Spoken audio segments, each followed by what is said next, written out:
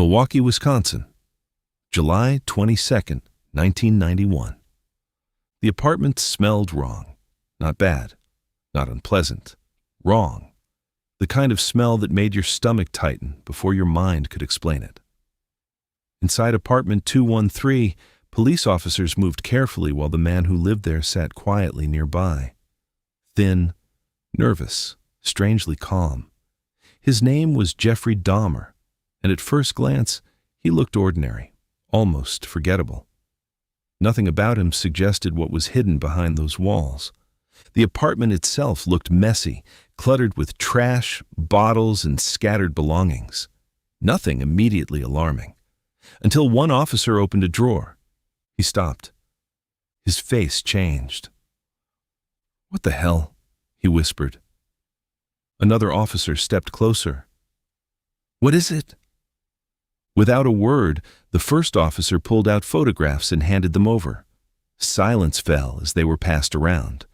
These were not normal pictures, not memories, not family photos. They showed human bodies, dismembered remains, scenes so disturbing they didn't seem real. "My God!" one officer muttered. Across the room, Dahmer watched their reactions, and in that moment, he understood. It was over. The officer turned to him, voice shaking. "Jeffrey, what are these?" For the first time, his calm expression broke. No answers came, no excuses, only silence. Within minutes, investigators would uncover horrors hidden inside the apartment that defied comprehension. But to understand how it reached this point, you have to go back to the beginning, to a quiet boy no one suspected, and a life that slowly turned into something unthinkable. Chapter 1. The Quiet Boy. Long before the headlines, before apartment 213, and before the world knew the name Jeffrey Dahmer, there was just a boy, a quiet, lonely child, growing up in what looked like an ordinary American family. Born on May 21, 1960, in Milwaukee, Wisconsin, Jeffrey lived in a home that appeared normal from the outside. His father, Lionel, was a chemist. His mother, Joyce, struggled emotionally but tried to maintain a stable life. To neighbors, they were just another suburban family. But inside the house, tension was constant. Arguments filled the rooms, voices rose, doors slammed, and long silences followed. Jeffrey often sat at the dinner table during these fights, saying nothing, just listening. One night, as his parents argued again, his father said, "Can we please not do this right now? I'm tired." His mother snapped back, "Tired? What about me?" While they argued, Jeffrey stayed silent, staring at his plate, slowly learning to disappear inside himself. As he grew older, he became increasingly isolated. He wasn't rebellious or disruptive, just quiet, overlooked, and alone. At school, he stood outside social circles, watching others rather than joining them. A teacher later said he could sit in a room full of people and still seem completely alone. Though intelligent, there was always distance between him and everyone else. In his teenage years, he developed a strange fascination with dead animals. After finding remains near his home, he didn't run away. He studied them. He became curious about how bodies worked and what happened after death, collecting bones and examining them.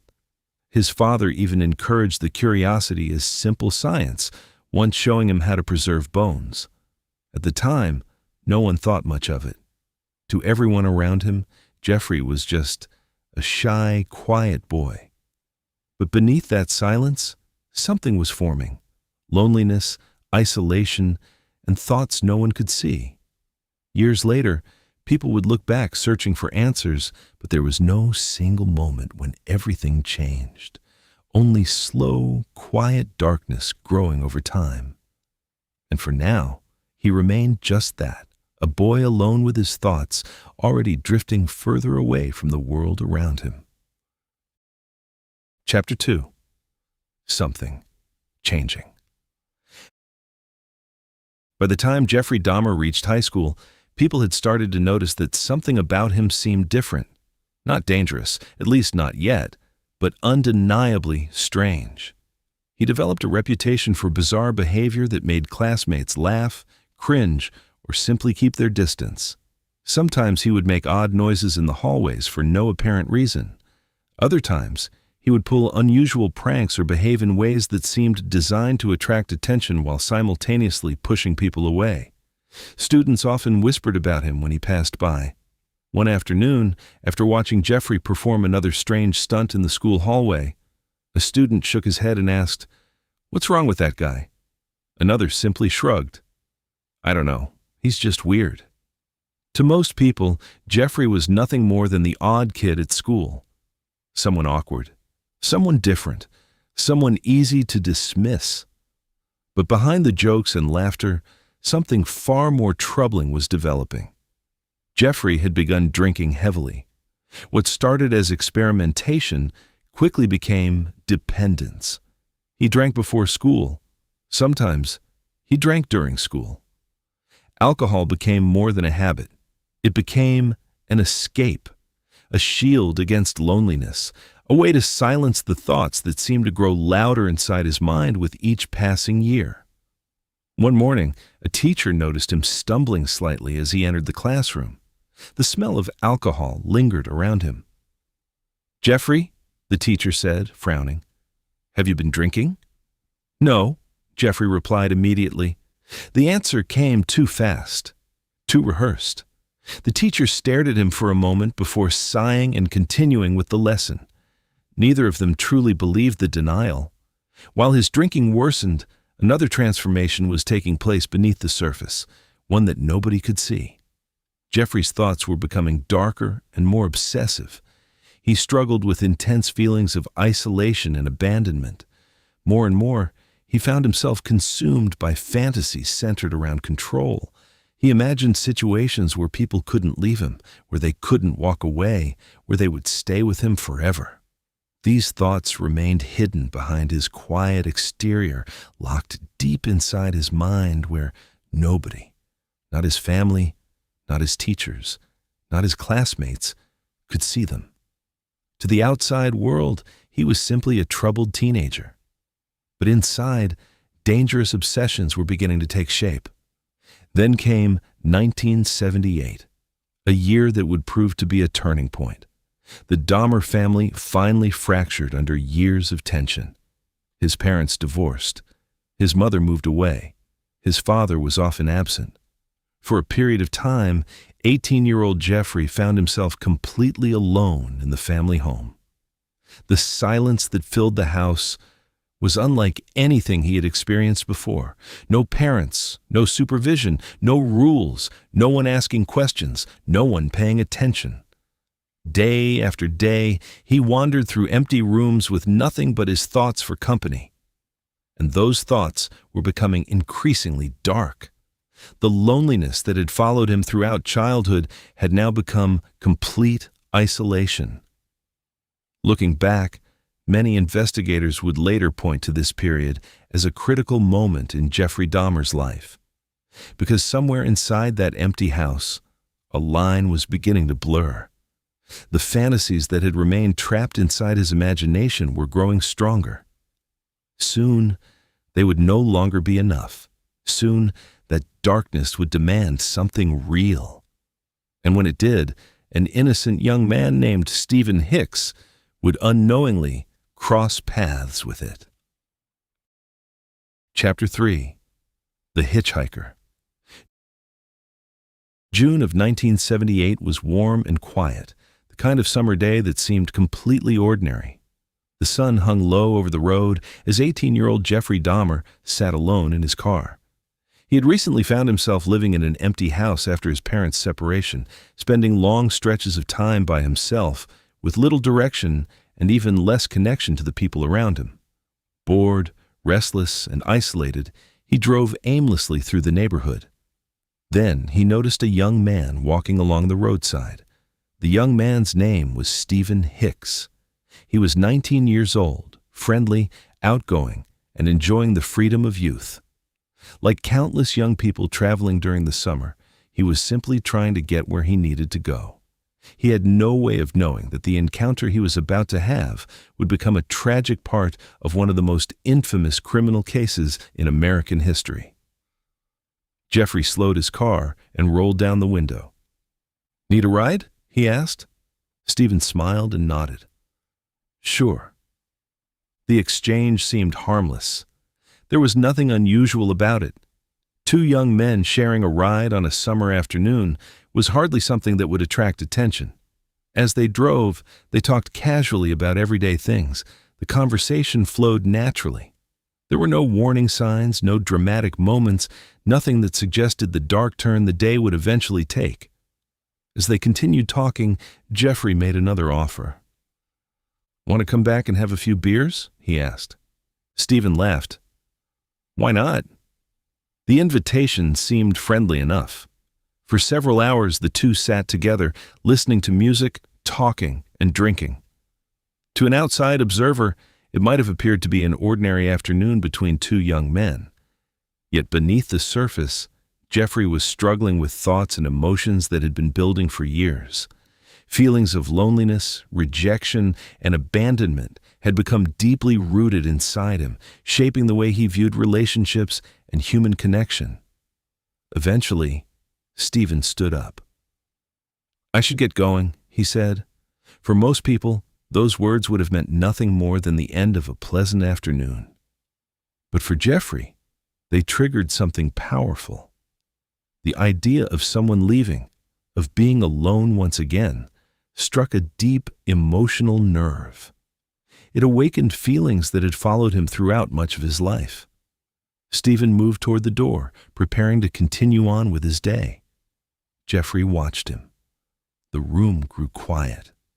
The moment stretched. And in that moment, a line was crossed. What happened next would forever alter both of their lives and set Jeffrey Dahmer on a path from which there would be no return. The fantasies and obsessions that had remained hidden inside his mind were no longer confined to imagination. For the first time, they had become reality. When the day finally ended, Stephen Hicks was gone, and Jeffrey was left alone with the consequences of what had happened. Shock, fear, and confusion collided with the realization that nothing could undo the events of that afternoon. The ordinary summer day that had begun with a chance encounter on the side of the road had become a turning point in criminal history. Years later, investigators would look back on that day as the beginning of a tragic chain of events. It was the moment when the quiet, isolated teenager who had spent years struggling with his inner world crossed a boundary from which there was no easy return. The darkness that had been growing beneath the surface had finally emerged, and it would continue to shape the years that followed in ways few could have imagined. Chapter 4. Hiding the Monster. Most killers are caught quickly. Patterns emerge, mistakes are made, and eventually the truth finds its way into the light. But Jeffrey Dahmer was different in one terrifying way. He learned how to remain invisible. Not perfect, not flawless, but just hidden enough to keep moving forward while carrying something unimaginable inside him. In the years after his first known killing, Jeffrey drifted through life like a man without direction. He enrolled in college, but he couldn't focus. He failed. He dropped out. He joined the military, hoping perhaps for structure or discipline. But even there, he collapsed under his own instability and drinking. He was discharged and returned home, carrying the same emptiness he had always known, now mixed with something far darker that no one around him could see. He moved from place to place, never settling, never building anything stable. Alcohol followed him everywhere. It wasn't just a habit anymore. It was constant, a way to blur the edges of thoughts he didn't want to face, a way to quiet something growing inside him that refused to disappear. His father, Lionel, tried repeatedly to pull him back into some kind of normal life. There were conversations filled with frustration, confusion, and a desperate kind of hope. One evening, Lionel sat across from his son, watching him in silence for a moment before speaking. "You need to get your life together," he said firmly. Jeffrey didn't look up. His eyes stayed fixed on the floor. "I'm trying," he answered quietly. His father exhaled sharply. "No," Lionel said, shaking his head. "You're not." There was anger in his voice, but also something heavier, worry. The kind of worry a parent feels when they can see their child slipping away, but cannot understand why. What Lionel didn't know was that beneath all the failed jobs, failed studies, and failed attempts at normality, Jeffrey was carrying a secret so dark it would have shattered everything if it had ever been spoken aloud. A murder that had never been confessed, a line that had already been crossed, and something even more dangerous beginning to form beneath it all, a desire that he did not yet understand, but could no longer control. Years passed like this, quiet, uneasy, unstable. The world moved forward, and Jeffrey moved with it, but always on the edges, always disconnected.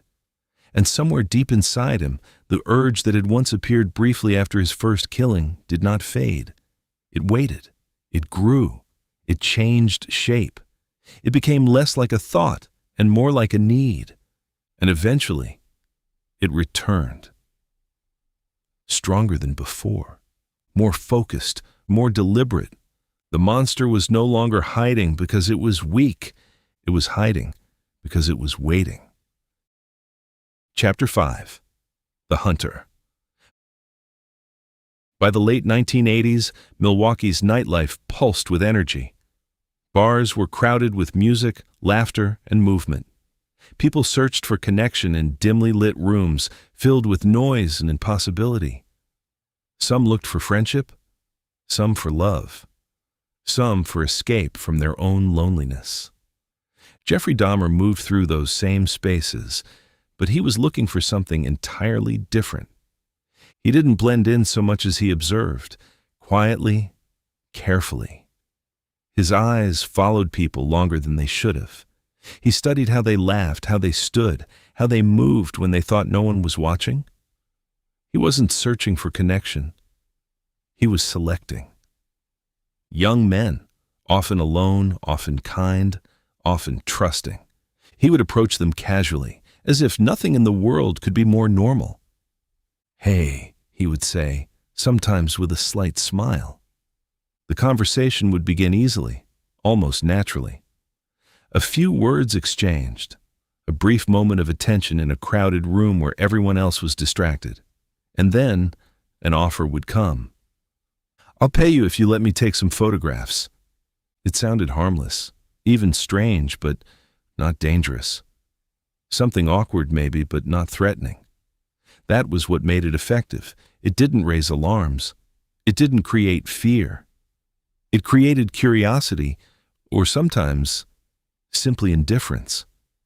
Many accepted, and once they did, they followed him home. They stepped into his apartment thinking it was temporary, thinking it was safe, thinking they could leave whenever they wanted. But something always changed the moment the door closed behind them. The atmosphere shifted. The friendliness faded. The quiet, awkward man they had met in public seemed different in private, colder, more controlled, as if something behind his eyes had finally stepped forward. Sometimes, victims noticed it too late. A sudden discomfort, a change in tone, a realization that something was wrong. One man reportedly hesitated near the door and said nervously, "Maybe I should leave." Jeffrey looked at him and smiled. "Relax," he said softly.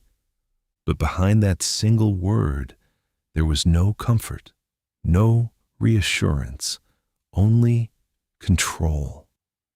And once the door was closed, escape became something far more difficult than it should have been.